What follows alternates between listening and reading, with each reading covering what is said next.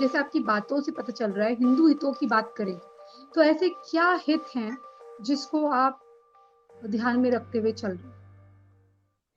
तो देखिए ये जो सबसे पहले सप्त सिद्धांत हमारे हैं, हुँ, हुँ, उसमें सबसे पहले हमने ये घोषणा की कि संविधान में हम संशोधन करेंगे और संशोधन करके ये तय कर देंगे कि केवल 5% से कम जनसंख्या वाला जो समाज है, उसे ही अल्पसंख्यक का दर्जा मिले। यानी जो सेकंड बिगेस्ट मेजॉरिटी है, जो एंटाइटल्ड नहीं है, कानून और संविधान के हिसाब से, वो अब्यूज़ ना करे हमारे कॉन्स्टिट्यूशनल डेमोक्रेसी में जो फ्रीडम्स हैं उन्हें। अब अपीज़मेंट और तुष्टीकरण के चलते ऐसा होता है, तत्काल प्रभाव से इसे समाप्त करेंगे, खत्म करेंगे। और मैं आपको बता दूँ, डिटेल में कभी इस विषय पे चर्चा करेंगे। ऐसा करना राष्ट्रीय सुरक्षा से डायरेक्टली जुड़ा हुआ है।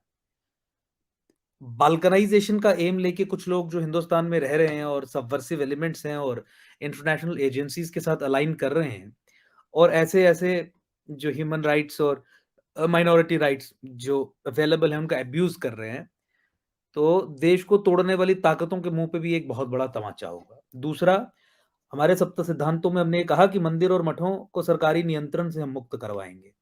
स्टेट कंट्रोल जो हिंदू टेम्पल्स का सिलेक्टिवली होता है। सिलेक्टिवली का क्या मतलब हुआ कि संविधान में सरकार के पास ताकत है कि वो चर्च को भी टेक ओवर कर सकती है, वो मस्जिद को भी टेक ओवर कर सकती है, गुरुद्वारे को भी टेक ओवर कर सकती है और मंदिर को भी टेक ओवर कर सकती है।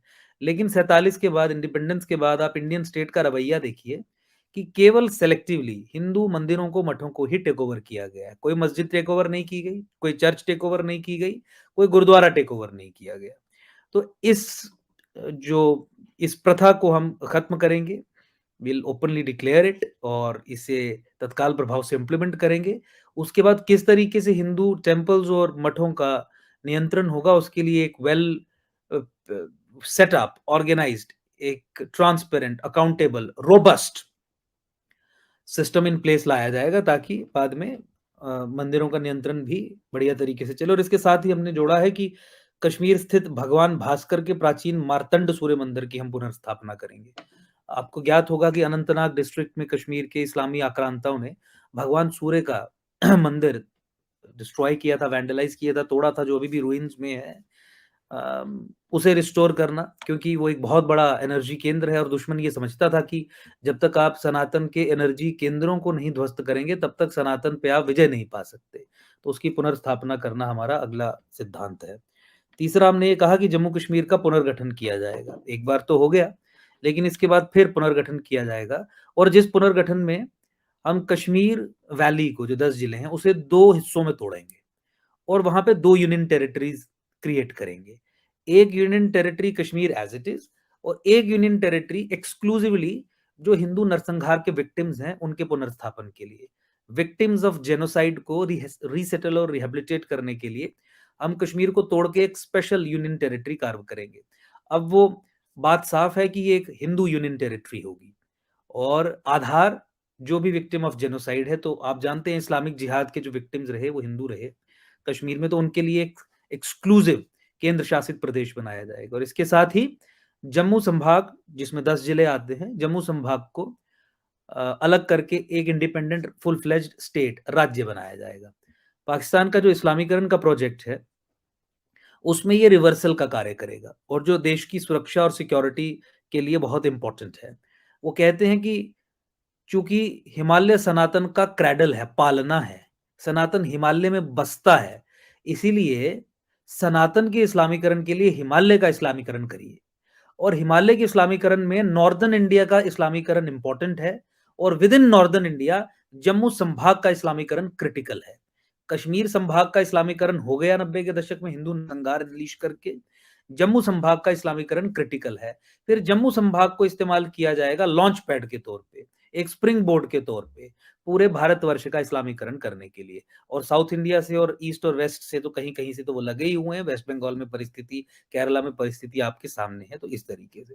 तो इस साजिश को भी अरेस्ट करने के लिए, रोकने के लिए, रिवर्स करने के लिए जम्मू संभाग को कश्मीर से अलग करना अनिवार्य है। क्योंकि जम्मू संभाग का जो इस्लामीकरण होगा, वो कश्मीर बेस्ड पॉलिटिकल पार्टीज रोशनी कानून जैसे कानून बना के स्टेट अपरेटस को इस्तेमाल करके करेगी, 14 फरवरी 2018 जैसे आदेश पारित करके करेंगी जिसमें कह दिया जाता है मुख्यमंत्री द्वारा कि जम्मू संभाग में अगर कोई मुसलमान जमीन पे कब्जा करेगा तो कोई डीएमएसएसपी उसके खिलाफ कार्रवाई नहीं करेगा। अगर कोई मुसलमान जमीन पे कब्जा करके बैठा है और कोई ऐसी परिस्थिति बन जाती है कि आपको उसे बाहर निकालना है, तो कोई एसएसपी पुलिस असिस्टेंस प्रोवाइड नहीं करेगा ऐसी एविक्शन कैरी आउट करने के लिए। अगर कोई मुसलमान जम्मू संभाग में गौहत्या या बोवाइन स्मगलिंग में पकड़ा जाता है, तो लिख दिया उस 14 फरवरी 2018 के चीफ मिनिस्टर बीजेपी पीडीपी की सरकार के महबूबा मुफ्ती ने कि सेक्शन 188 आरपीसी और prevention of cruelty to animals act के तहत ऐसे मुसलमान के खिलाफ कोई एफआईआर रजिस्टर नहीं की जाएगी।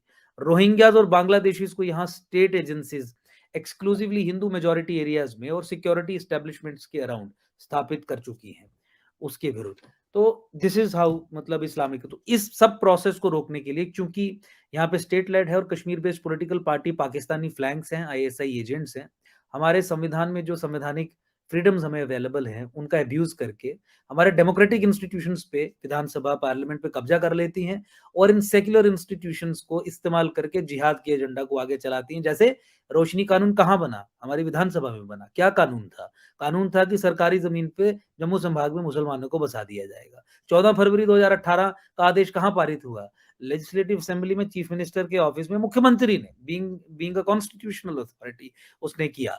तो ये सब चीजों को रोकने के लिए, रिवर्स करने के लिए और इस्लामाइजेशन को रिवर्स करने के लिए जम्मू संभाग को अलग करना है ताकि जम्मू का इस्लामीकरण इस तरीके की चीजों से ना हो जाए और जम्मू में जो राष्ट्रवादी हिंदू समाज है अलग होते ही उसके हाथ में सत्ता की कमान आएगी और वो पाकिस्तान के इशारों पे नहीं कार्य करेगा क्योंकि वो राष्ट्र में विश्वास रखता है और स्वयं अपने को बचाने के लिए कार्य करेगा, अपने को डिस्ट्रॉय करने के लिए नहीं करेगा, जिस तरीके से Kashmir based Islamist half separatist political parties ने आज तक किया है।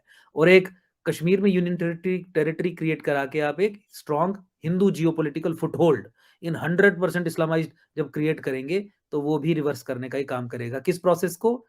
इस्लामाइजेशन ऑफ जे उसका आगा क्या सोच है पीछे? Islamisation of Himalaya. उसके आगे क्या है? इस्लामाइजेशन ऑफ सनातन। और तभी वो कहते हैं कि जब तक सनातन का इस्लामीकरण नहीं होगा तब तक इस्लाम का जो अनफिनिश्ड चैप्टर है हिंदुस्तान वो फिनिश नहीं हो पाएगा, यानी पूरे तरीके से वो इस्लामाइज नहीं होगा। तो that is how we see it. और दूसरा सबसे इंपॉर्टेंट चीज इसके अलावा, जब हम कश्मीरी हिंदुओं को पुनर्स्थापित करने की बात करते हैं ऑन द ग्राउंड कि ये नरसंहार के विक्टिम्स हैं, तो जो पिछले 30 वर्षों से 25 वर्षों से डिमांड है इस परसिक्यूटेड कम्युनिटी की, जम्मू संभाग के मुस्लिम मेजॉरिटी डिस्ट्रिक्ट्स के हिंदुओं की, कि हिंदुओं के साथ जो 90 के दशक और उसके बाद जो हुआ और 2000 तक और अभी तक जो चलता आ रहा है, जो किलिंग्स टारगेटेड चल रही है, वो नरसंहार था। भारत सरकार इसे आज तक माइग्रेशन कहती है, नरसंहार को माइग्रेशन कहती है। और यूएन कन्वेंशन जो जेनोसाइड पे है, इंडिया सिग्नेटरी है उसका, और ये दायित्व है अदरवाइज भी कानून के तहत भी भारत सरकार पे कि जहां जहां हिंदुओं के साथ नरसंहार हुआ आप उसे आधिकारिक तौर पे घोषित करें कि नरसंहार हुआ, ट्राइब्यूनल सेटअप करें, परपेट्रेटर्स को पनिश करें और इन्हें रिसेटल और रिहेबिलिटेट करें। आज तक क्यों कश्मीरी हिंदुओं का या जम्मू संभाग के हिंदुओं का कुछ नहीं हो पाया, लोगों को सजा भी नहीं हुई जिन्होंने इतने कत्लेआम किए? क्योंकि आज तक भारत सरकार कहती है कि जो इनके साथ हुआ वो नरसंहार नहीं था, वो माइग्रेशन थी। जैसे ये किसी नेचुरल कैलामिटी या अर्थक्वेक के विक्टिम्स हो एक्सेट्रा, तो ट्रिविलाइज करना, डिनायल मोड में रहना, तो ये जो समस्या है वो भी एड्रेस होगी। और ये सिर्फ जम्मू कश्मीर के हिंदुओं के संबंध में नहीं है, Indian state as a policy as a political entity, इसका पॉलिसी स्ट्रक्चर है, पॉलिसी पैराडाइम है, पॉलिसी फ्रेमवर्क है कि हिंदू नरसंहार को हम रिकॉग्नाइज ही नहीं करेंगे। हिंदू नरसंहार जहां भी होगा उस संबंध में हम डिनायल मोड में रहेंगे। और जेनोसाइड एक्सपर्ट्स जेनोसाइड या नरसंहार को लेके कहते हैं कि डिनायल ऑफ जेनोसाइड जेनोसाइड की 10th स्टेज है। आपको अलग करेंगे, आपको टारगेट करेंगे, अल्टीमेटली आपको मारेंगे, भगा देंगे। उसके बाद जो जेनोसाइड का क्लाइमैक्स है वो है डिनायल ऑफ जेनोसाइड। आपको कहेंगे आपके साथ तो कुछ हुआ ही नहीं, आप तो माइग्रेट कर गए, जो आपके घर की महिलाओं हुआ, मास मैसेकर्स हुए, बस में से उतार उतार के बारात जो लोगों को मार दी वो कुछ नहीं था। आप तो उसके बाद तो ये माइग्रेशन, तो डिनायल ऑफ जेनोसाइड। और डिनायल ऑफ जेनोसाइड एक्सपर्ट्स ये कहते हैं कि जेनोसाइड को डुप्लीकेट करता है। तो मतलब कश्मीर और जम्मू में अगर एक एक्सपेरिमेंट सफल हुआ तो कुछ सालों के बाद ये वेस्ट बंगाल में भी सफल हुआ, हिंदू नरसंहार, जिसे पोस्ट पोल वायलेंस की बात कहते हैं। ये राजस्थान में भी कुछ हो रहा है। नुपुर शर्मा एपिसोड के बाद तो कितनी गला के आईएसआईएस के स्टाइल में हिंदुओं की हत्याएँ की गई धर्म के आधार पे, वो भी हिंदू नरसंहार है। निरंतर चलता जा रहा। अभी जो कश्मीर में और जब जम्मू में हिंदू टारगेटेड किलिंग्स हो रही हैं, जिसे भाजपा सरकार कहती है कि इसे धर्म के एंगल से मत देखिए, ये भी नरसंहार ही है।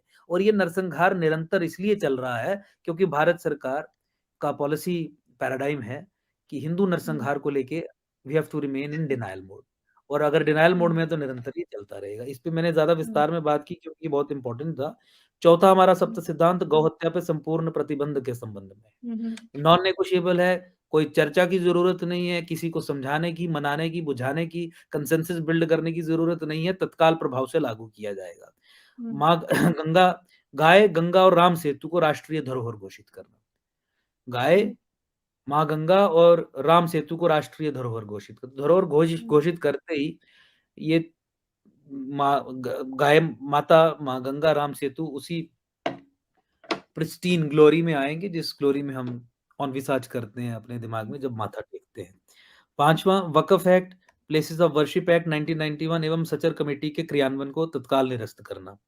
तो आप जानते हैं वक़्फ़ एक्ट एक बहुत बड़ा टूल है, लेजिस्लेटिव टूल है, जो लैंड माफिया या लैंड जिहाद को अनलीश करने के लिए इस्तेमाल किया जाता है। ये एंटी कॉन्स्टिट्यूशन है, संविधान की मूल भावना के खिलाफ बनाया हुआ कानून है। कानून की स्पेसिफिक सेक्शंस में भी आप चले जाएँगे तो बिट्रे करते हैं basic common sense, basic legal sense, तो उसे समाप्त किया जाएगा। और प्लेसेस ऑफ वर्शिप एक्ट समाप्त करके आप उन 40,000 मंदिरों को पुनर्स्थापित कर पाएँगे, जो इस्लामी आक्रांताओं ने समय-समय पे तोड़े और उसपे अपने इल्लीगल रिलिजियस स्ट्रक्चर्स बनाए, क्योंकि प्लेसेस ऑफ वर्शिप एक्ट के कारण ही स्टेटस को मेंटेन किया जाता है 47 में जो एग्जिस्ट करता था। तो इसकी समाप्ति के साथ हम 40,000 मंदिरों का भी पुनरुत्थान और पुनर्स्थापना आसानी से कर पाएँगे। सचर कमेटी आप जानते हैं केवल मुसलमानों के लिए रिकमेंडेशंस थी कि इन्हें इस तरीके से मजबूत किया जाना चाहिए धर्म के आधार पे, उसे भी तत्काल प्रभाव से समाप्त किया जाएगा और संविधान के अनुच्छेद 30 को संशोधित किया जाएगा, आर्टिकल 30। आर्टिकल 30 में ये प्रोवाइड कर दिया जाएगा कि हिंदू भी अपने धार्मिक जो शिक्षण संस्थान है, स्वायत्त खासकर इंडिपेंडेंट ऑटोनोमस, वो एस्टैब्लिश कर सकते हैं, उन्हें संचालित कर सकते हैं। अभी तक केवल नॉन हिंदूज़ के लिए अवेलेबल है। हिंदुओं को भी ये ताकत दी जाएगी कि वो भी independent autonomous religious educational institutions independent of the government setup कर सकें। और छठा जनसांख्यिकी हमले, डेमोग्राफिक इन्वेजन को रोकना और जनसांख्यिकी संतुलन स्थापित करना। तो ये जो तीसरा पॉइंट था जे.एंड.के का पुनर्गठन, उसमें मैंने लैंड जिहाद, demographic invasion, demographic assault, Islamisation of Himalaya, Islamisation of Sanatan, उसमें डिटेल में चर्चा की। तो मुझे लगता है कि मुझे अपने 7वें सप्त सिद्धांत पे जाना चाहिए, जो हम कहते हैं कि केवल विकास नहीं, ग्रोथ, डेवलपमेंट, सस्टेनेबल डेवलपमेंट, ये कॉन्सेप्ट्स पे पहुँचते-पहुँचते सदियाँ लग गईं। और सस्टेनेबल डेवलपमेंट का कॉन्सेप्ट तो दुनिया को 1972 में आया, जब स्टॉकहोम कॉन्फ्रेंस हुई और पर्यावरण को एक पहली बार एक पैरामीटर माना गया डेवलपमेंट वगैरह के क्षेत्र में। लेकिन सनातन मूल्यों में हज़ारों करोड़ों वर्ष पीछे जाके उन सिद्धांतों पे हम 10 कदम आगे की बात कर रहे हैं, जिसमें हम ग्रोथ, डेवलपमेंट, सस्टेनेबल डेवलपमेंट ही नहीं बल्कि आध्यात्म, इन सब ग्रोथ, विकास को आध्यात्म, संस्कृति, सनातन, इतिहास, ट्रू हिस्ट्री, जिसे रीराइट करने की भी आवश्यकता है, जो गलत लिखी गई है। ट्रू हिस्ट्री, क्योंकि जब तक ट्रू हिस्ट्री सामने नहीं होगी, आपकी दिशा ही भटकी हुई रहेगी। स्थानीय भाषा, मदर टंग, और पर्यावरण के साथ संपूर्ण विकास। तो विकास की परिकल्पना भी सनातन संस्कृति सभ्यता के मूल्यों में है। तो ये सप्त सिद्धांत डिफाइन करते हैं एकम सनातन भारत दल को। ये नॉन नेगोशिएबल है, इस पे चर्चा नहीं करनी है, इन्हें इम्प्लीमेंट करना, इन चीज़ों को लेके किसी को मनाना नहीं है, कोई चर्चा नहीं, कोई कंसेंसस नहीं, नथिंग, तत्काल प्रभाव से लागू करना।